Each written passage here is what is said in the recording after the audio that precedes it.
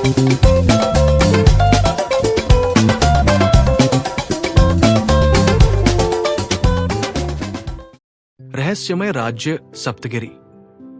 बहुत समय पहले की बात है। एक अद्भुत और रहस्यमय राज्य था जिसका नाम सप्तगिरी था।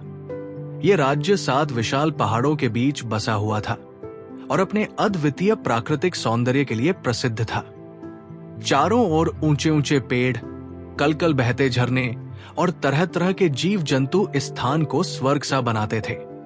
लेकिन इस स्वर्ग जैसे राज्य में एक गहरी रहस्यमयी समस्या छिपी हुई थी। सप्तगिरी का राजा महाराज अनंतराय बहुत ही न्यायप्रिय और शक्तिशाली शासक थे। उनकी प्रजा उनसे बहुत प्रेम करती थी। लेकिन कुछ महीनों से राज्य के साथ पहाड़ों में से एक अग्निगिरी में अजीब घटनाएं घटने लगी थी। रात के समय वहां से चमकीली रोशनी निकलती और डरावनी आवाजें आती। प्रजा भयभीत थी और किसी की हिम्मत नहीं होती कि वहां जाकर पता लगाए। महाराज ने अपनी सभा में इस समस्या पर चर्चा की।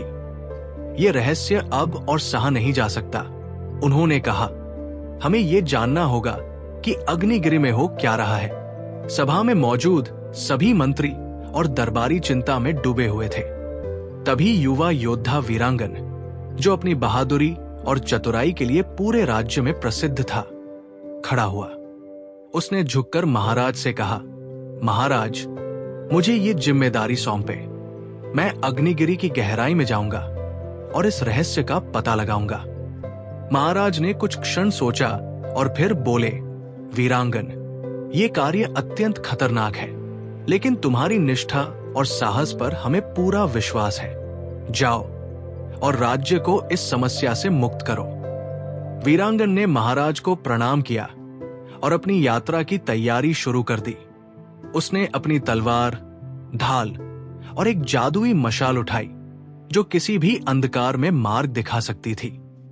प्रजा ने उसे शुभकामनाएं दी और प्रस्थान से पहले उसके साहस की सराहना की। वीरांगन अपनी घोड़ी चमेली पर सवार होकर अग्निगिरी की ओर निकल पड़ा। रास्ता बेहद कठिन था। पहाड़ों के बीच संकरी पगडंडियां, गहरी खाइयां और घने जंगल वीरांगन की परीक्षा ले रहे थे। लेकिन उसका हौसला अडिग था। रास्ते में उसे एक बूढ़ा साधु मिला। साधु ने वीरांगन को रोका और कहा, पुत्र, तुम्हारा लक्ष्य बहुत कठिन है। अग्निगिरी में एक प्राचीन रहस्य छिपा हुआ है जिसे जानने का साहस अभी तक किसी में नहीं हुआ। लेकिन अगर तुम्हारा हृदय सच्चा है तो ये लो। साधु ने उसे एक जादुई हार दिया और कहा, यह हार तुम्हें संकट में मार्ग दिखाएगा। वीरांगन ने साधु को धन्यवाद दिया और आगे बढ़ गया। जैसे जैसे वो अग्निगिरी के पास पहुंचा, रास्ता और भी डरावना हो गया, पर उसकी मशाल और साधु का दिया हार उसकी रक्षा कर रहे थे।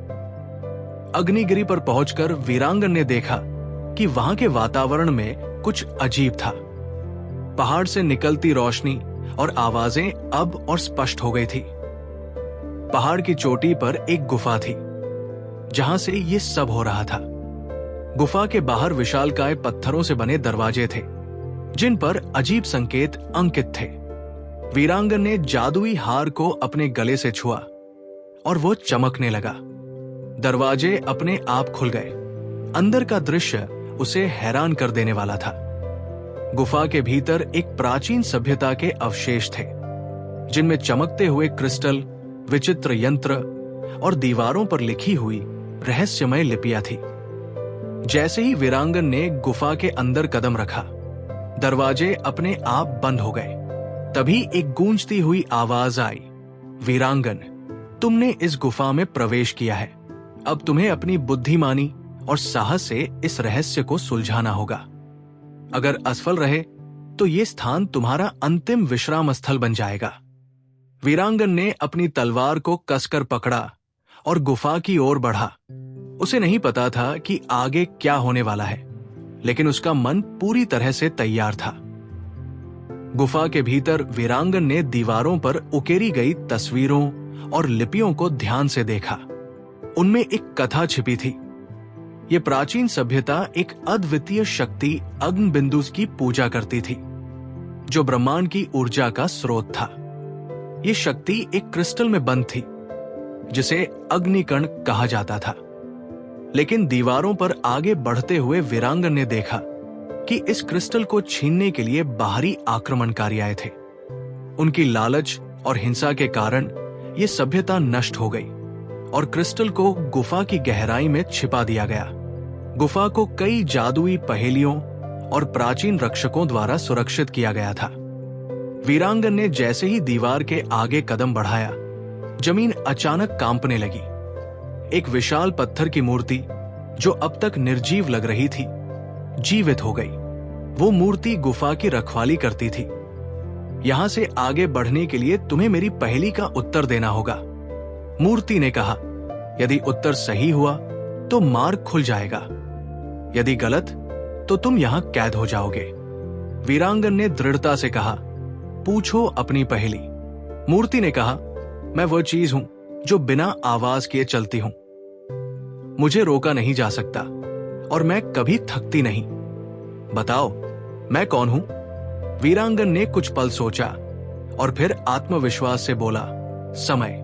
मूर्ति मुस्कुराई और कहा, सही उत्तर। तुम आगे बढ़ सकते हो, लेकिन सावधान रहो, आगे का मार्ग और भी कठिन है। मूर्ति पीछे हट गई और आगे का द्वार खुल गया। वीरांगन ने गहरी सांस ली और अगली चुनौती के लिए तैयार हुआ। अब उसकी यात्रा उसे गुफा के सबसे गहरे रहस्य तक ले जाने वाली थी। वीरांगन ने जैसे ही द्वार के पार कदम रखा, उसने खुद को एक विशाल कक्ष में पाया। यह स्थान चमचमाते क्रिस्टलों और अद्भुत यांत्रिक संरचनाओं से भरा हुआ था। कक्ष के बीचों बीच एक मंच था, जिस पर एक चमकता हुआ अग्निकण रखा था। लेकिन जैसे ही उसने आगे बढ़ने की कोशिश की, कक्ष की दीवारों से कई यांत्रिक संरक्षक जाग उठे। इन संरक्षकों में अद्वितीय हथियार और अद्भुत गति थी। वीरांगन ने अपने जादुई हार और मशाल का सहारा लिया, जो उसके हमलों को और अधिक प्रभावी बना रहे थे। वो एक एक करके संरक्षकों को परास्त करता गया, लेकिन ये लड़ाई कठिन और थकावट भरी थी। आखिरकार वीरांगन मंच तक पहुंचा और अग्निकण को उठाने का प्रयास किया। जैसे ही उसने उसे छुआ, कक्ष अचानक ऊर्जा से भर गया। एक तेज आवाज गूंजी, अग्निकण को छूने के लिए केवल वही योग्य है जो स्वयं को स्वार्थहीन सिद्ध करे। तुम्हें अंतिम परीक्षा से गुजरना होगा। वीरांगन ने अपना संपूर्ण बल लगाकर पहले 2 अग्नि दैत्यों को परास्त कर दिया, लेकिन अंतिम 2 बेहद शक्तिशाली थे। वो थक चुका था, लेकिन हार मानना उसके स्वभाव में नहीं था। अचानक उसे दीवार पर एक प्राचीन लेख दिखाई दिया, जो स्वयं को त्याग देगा वही अग्निकण की शक्ति धारण कर सकेगा। वीरांगन को समझ आ गया कि यह कोई साधारण युद्ध नहीं था, बल्कि परीक्षा थी। उसने अपनी तलवार नीचे रख दी और बिना किसी डर के अपनी आंखें बंद करके अग्निकण की ऊर्जा को स्वीकार कर लिया। अचानक एक प्रचंड प्रकाश विस्फोट हुआ और सभी अग्नि दैत्य जलकर राख में बदल गए। कक्ष की दीवारों पर अंकित प्रतीक चमकने लगे और अग्निकण धीरे धीरे हवा में उठने लगा। एक गूंजती हुई आवाज आई, वीरांगन, तुमने अपनी निस्वार्थता से ये परीक्षा पास कर ली है। अब तुम्हारे पास अग्निकण की शक्ति है, लेकिन याद रखो, ये केवल भलाई के लिए ही प्रयोग होनी चाहिए। वीरांगन ने अग्निकण को उठाया और उसके शरीर में ऊर्जा का प्रवाह होने लगा। वो पहले से कहीं अधिक शक्तिशाली महसूस कर रहा था। अब उसे ये शक्ति लेकर अपने राज्य सप्तगिरी में लौटना था। लेकिन क्या ये यात्रा इतनी आसान होगी? क्या कोई और चुनौती उसका इंतजार कर रही थी? अगर वीडियो पसंद आई हो तो लाइक करना न भूलें और अपने दोस्तों के साथ शेयर भी करें। चैनल को सब्सक्राइब कर लें ताकि नए वीडियो की नोटिफिकेशन सबसे पहले मिले। मस्ती की टून के साथ बने रहें, हंसते रहें, मुस्कुराते रहें और मिलते हैं अगली वीडियो में। तब तक के लिए अलविदा।